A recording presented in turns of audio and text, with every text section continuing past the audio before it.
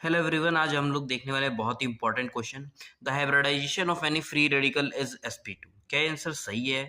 अगर आपको ऐसा लगता है तो आप बहुत ही गलत है, क्योंकि कोई भी फ्री रेडिकल का हाइब्रिडाइजेशन हमेशा sp2 नहीं हो सकता है। वो चेंज भी हो सकता है, that is it can be sp3। कैसे, आइए देखते हैं फटाफट नेक्स्ट स्लाइड में। ठीक है, तो जब भी कोई फ्री रेडिकल होता है तो जब उसका हाइब्रिडाइजेशन निकालते हैं तो उसका एक बेसिक सा रूल रहता है। रूल क्या रहता है?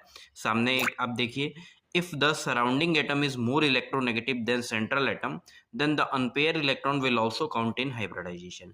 यानी अगर सराउंडिंग एटम जो है सेंट्रल एटम के कंपैरिजन में ज्यादा इलेक्ट्रोनेगेटिव होंगे तो वो भी हमारे पास हाइब्रिडाइजेशन में क्या होता है, काउंट होता है। कैसे, जरा देखिए, नीचे एग्जाम्पल है।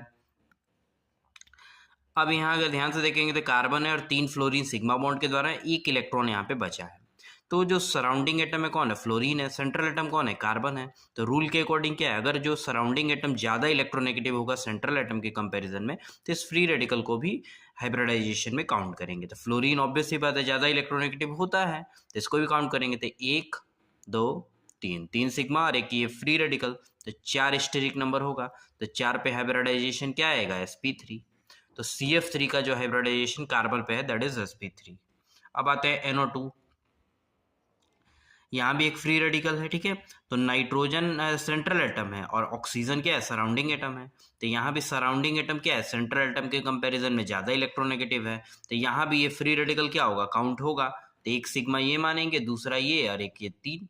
तो 3 स्टेरिक नंबर आ रहा है, तो 3 पे क्या आ जाएगा? sp2 आएगा। तो ये छोटा सा पॉइंट ध्यान रखना है, ठीक है। तो फ्री रेडिकल जब भी हमसे कोई पूछेगा तो हमेशा उसका हाइब्रिडाइजेशन sp2 नहीं हो सकता है। इट मे वेरी, वो चेंज भी हो सकता है। यानी दो पॉसिबिलिटी है, sp2 और sp3, ठीक है। तो इसको ध्यान रखिएगा, ठीक है। Thank you everyone.